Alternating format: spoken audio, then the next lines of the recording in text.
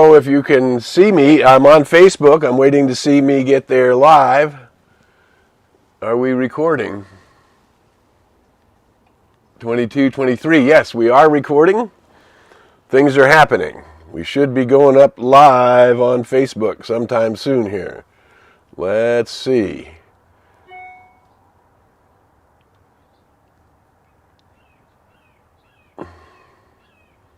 Now live with Coffee with Casper on YouTube. Where'd Casper go? Hey, Casper. Casper. There's a Casper. Here, come on up, say hi. Come on, come here. Come up, say hi. Come on. There you go. Say hi to your fans. Let me know that you can see me.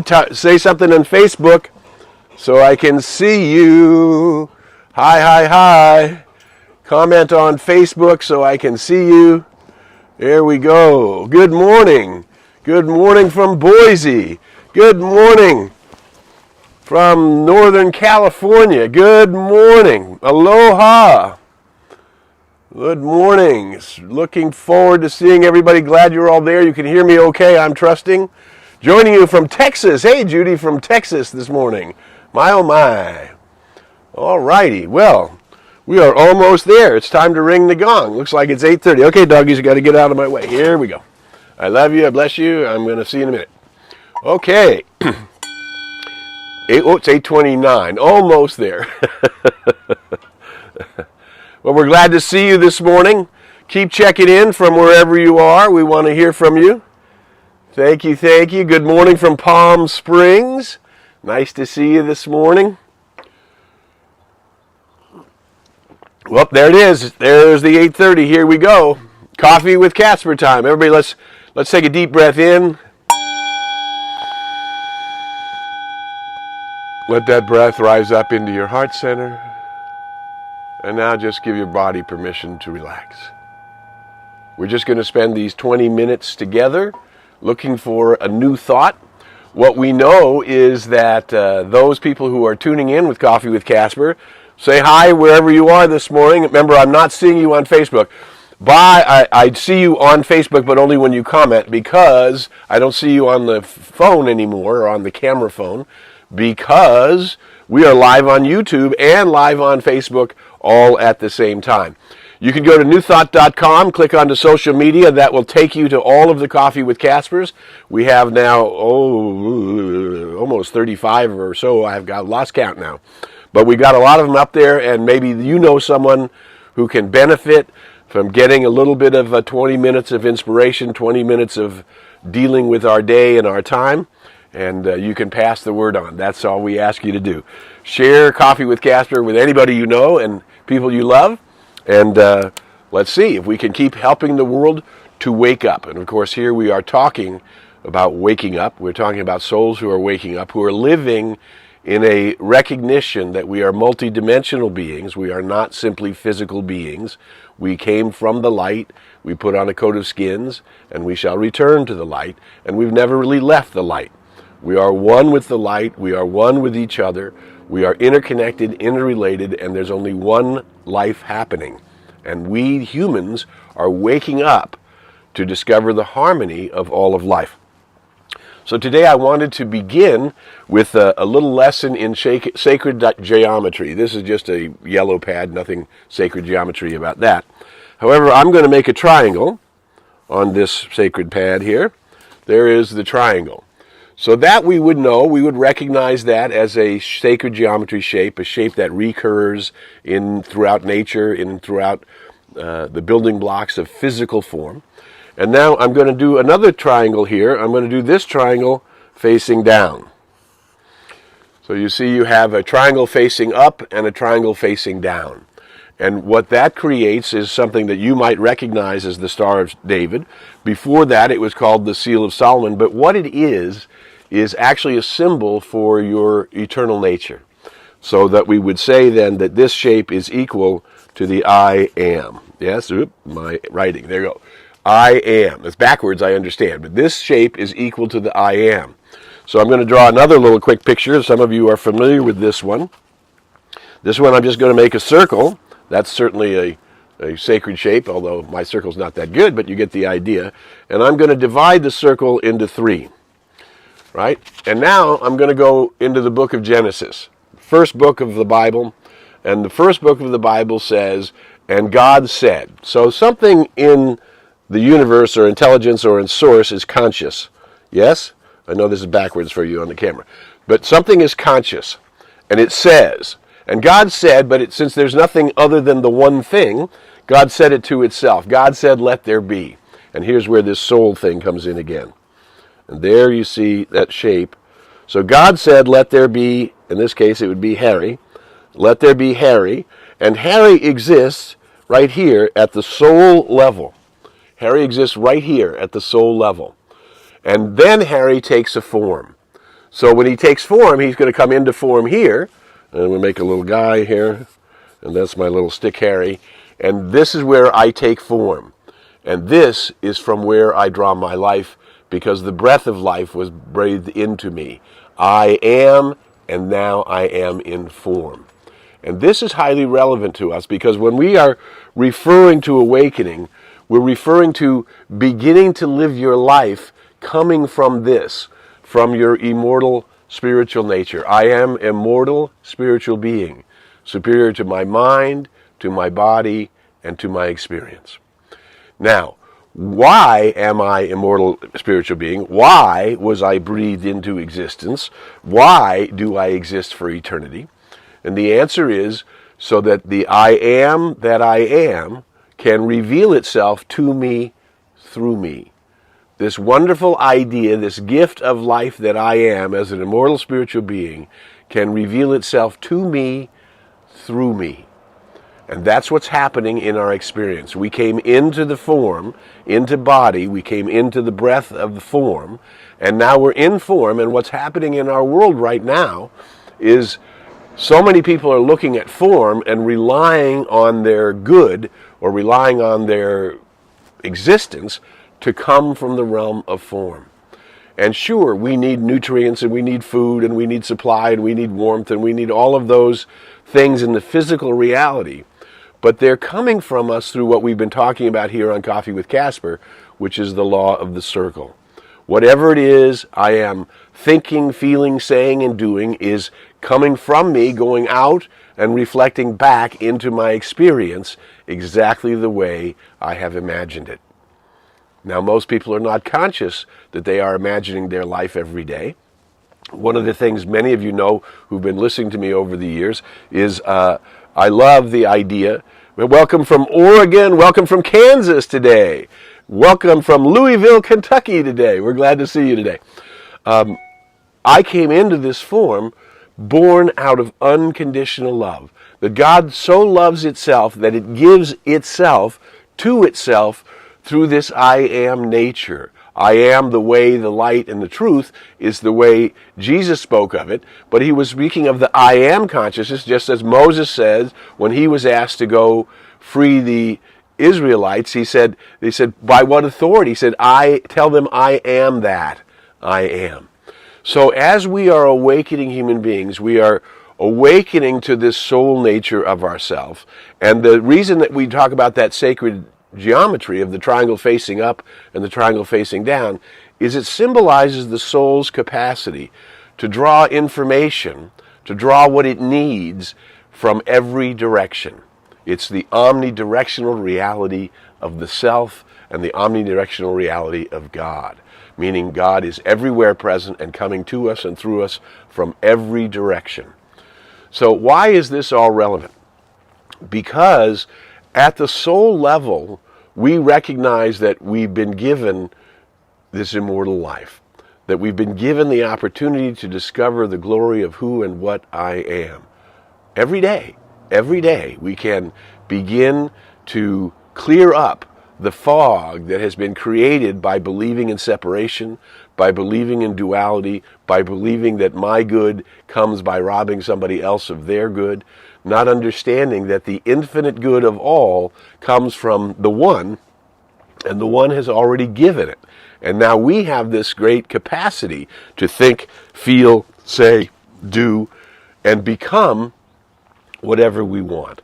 And so what we want at the very basic level for all human beings is for humanity to awaken that health, success and wealth, meaning to comfortably live our lives and fulfill our purpose, is everybody's birthright.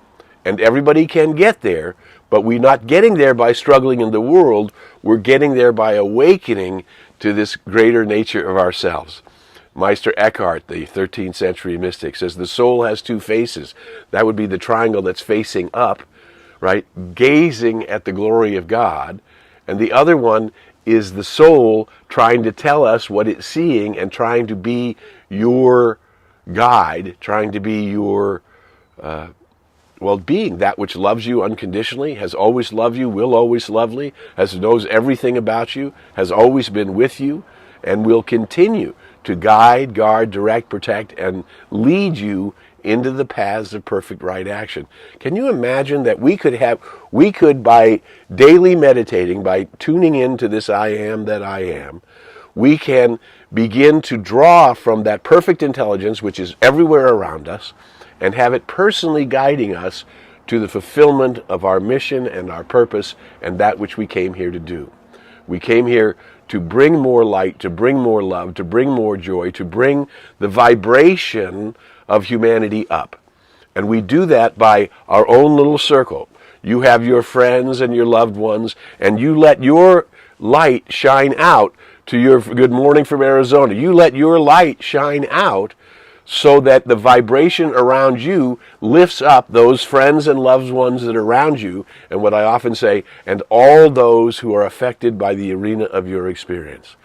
Who you are every day by means of your thoughts and attitudes, by means of what you're vibrating, by means of how much light you are seeking, how much you're opening to this soul nature of yourself and allowing it to move through you. That's where the pattern of health comes from. That's where the pattern of youth comes from. That's where the pattern of energy comes from. When we're youthful and dynamic and energetic about the ideas we're working on in our lifetimes. These are eternal qualities which can constantly be refreshed, but they're not refreshed by living here at the lowest level at the body. We need to go upstairs a level, up to this soul nature, up to this I am awareness, and call it into our being. Another name for the I am awareness has been called Christ consciousness. In the Hindu, they call it nafsha. And actually, that's the Aramaic is nafsha. It's the Atman. It's the Buddha consciousness. It has many different words, but it is this self of yourself, this immortal nature of yourself that's born in the image and likeness of the One, that you can draw on, that it's already been given. It's already you. It's already yours. But we need to lift our awareness to it and bring that awareness into our lives. Now, what that means is that you were created out completely and totally out of the love of the One, out of the love of Source, out of the love of the Divine, out of love of perfect energy. Doesn't matter what name you give. God is a good name, any name you want. But you were born out of that love, which is completely and totally unconditional love. You were born forth to discover the glory of who and what you are. Wow, what an amazing opportunity. Now, this is not religious. This belongs to all people, no matter what tradition, no matter what background, no matter what color, no matter what country, no matter what way of being you choose or is natural or authentic for you to be.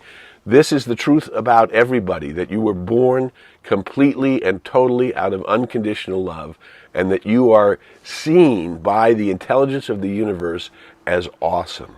You personally are seen by the intelligence of the universe as awesome. Now, the question is, if you're born from unconditional love, how much of that unconditional love are you sharing in the world? How much love is flowing through you out into the world? And now, today's world, we have to wear masks when we're out in the world. How much love is flowing through you that could actually be perceived by your vibration? And as I think it was Henry David Thoreau who said, the eyes are the window of the soul. So that through your eyes, the actual pure love of the divine is moving through. Now, the challenge is that when we go to love that way, we then have our opinions in the way. Well, I would love you unconditionally, but what is with the color of that blue sweater? I'm not sure I can live with that blue sweater. So we decide it's the blue sweater, or we decide it's the fact that you're a vegetarian, I'm not a vegetarian, or we decide it's my country is better than yours, or my color is better than yours. And humans, at this personal egoic separating themselves from their own internal eternal reality of harmony, they separate themselves with their opinion, and they create conditions of love. And so this is how it works in the simple reality. That we need to cancel the demands and expectations, cancel the demands and expectations that are blocking our attitude of love. So basically we are reducing the amount of love that can move through us because we have demands and expectations that have not been met. Well, let's do this another way. What if we were to say that those demands and expectations, since they are not a condition of my love, what if I were just to say they were preferences? They were preferences. In my own home, my wife and I are here together, and I really like it when we can go out in the evening time and sit together on the porch. And sometimes she's working on some project in the computer, she's working on some contact or with some client, and she's busy and she can't join me in the porch. So I would prefer that she would come join me in the porch, but she has her own preferences about what she needs to do. So is the fact that my preferences are not being met, is that a condition of my love? You won't come out and sit on the porch with me when I want you to come sit on the porch with me, or at least every time. And then, so what? Do I withhold love? Or then do I react, well, now I'm getting angry because you're not sitting on the porch with me? Well, my preference was created so that we could be together in love on the porch, right? And now I'm withholding love and going the other way, getting angry, and now instead of sending out warmth and love and color, I'm sending out my own egoic lack of love, holding on to love, conditioning my love, making demands upon love, and wondering why my good isn't coming to me. This is why Jesus, the master teacher, said all of these years ago, forgive them, they know not what they do. To forgive is to cancel the demands and expectations that are blocking your attitude of love. And I do that. Each one of us does that, and each one of us needs to learn to cancel those demands and expectations and to return to the place where this I am presence, this nafsha intelligence, this wisdom that is guiding my soul, that is my soul guiding me, is taking me forward to the fulfillment of my life's purpose. I choose to comfortably live my life and fulfill my purpose. And some people say, well, I'm not even sure I have a purpose. Everybody has a purpose. The intelligence of the universe brought you forth so that you could discover yourself. The discovery of yourself, the awakening to the glory of the I am that I am, to the glory of your own self. As you do that in your body, in physical form, every time you take away a layer of that egoic restriction off, I cancel demands and expectations and return to love. I cancel demands and expectations and return to love. Every time I do that, I am freeing myself. I am opening the doors to my own abundance. I'm opening the doors to my own greater health. I'm opening the doors to my own greater good. Every time. So it is up to you and me to make the decisions to constantly be forgiving so that we can honor that life force, which is the Christ, the Buddha, the Atman, the Neshama, the high self, the I am consciousness in every person, because God has already, or perfect intelligence or source intelligence, has already deemed that other person is the glory of God, just as it has already been deemed, already been ordained, already been decided that you are the glory of God. I am the way, the life, and the truth. The glory of the Most High lives in me and as me and through me, and the glory of the Most High lives in you and as you and through you. So ours now is to turn back to be the place where we forgive and advance. We already cancel those expectations so that we're walking in the light, as the light, and with the light, and we're carrying that light with us into the world. And every day you do that, every moment you do that, you're uplifting humanity and you're bringing forth a new world and the possibility of a world that works for everyone. Perfect harmony, perfect intelligence, perfect love, perfect light, in action as you. This is our opportunity. So I know this week you're going to remember I am that. You're going to return to love in new and dynamic and powerful ways. You're going to grow. And in the growing, you're going to feel more empowered, and you're going to bring forth a greater healing in your own life and into the human condition, which clearly needs this healing to happen.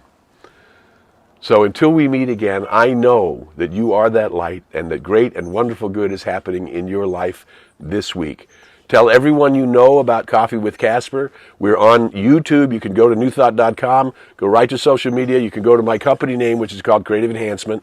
On YouTube, you'll find all of the Coffee with Caspers up there. And take a little time. Refresh your soul, renew yourself, and go out in the world and make it a great and wonderful week. This week I'll be appearing at 7:15 at the Ahava Center out of Lexington, Kentucky.